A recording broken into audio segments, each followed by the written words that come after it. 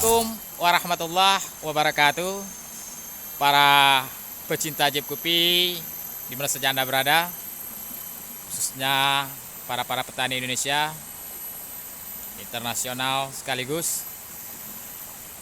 Matahari terlihat begitu terik ya pagi ini, dan ini pula menjadi alasan bagi Jeep Kopi untuk tetap semangat. Matahari saja begitu ikhlas di dalam menyinari bumi. Kenapa kita sendiri tidak ikhlas di dalam mengerjakan sebuah pekerjaan? Di belakang Jeep Kopi ini adalah yang akan menjadi target kita hari ini. Sebelah sini sudah selesai kemarin, tinggal sebelah sungai. Oke, langsung kita bekerja.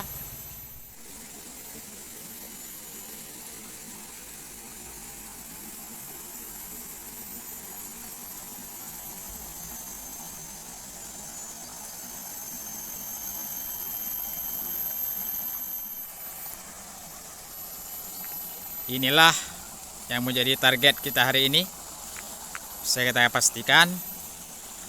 Dan inilah sonanya.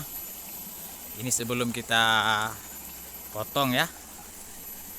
Nanti setelah kita potong akan Jeep Kopi videokan lagi sebagai bahan perbandingan dari segi sona.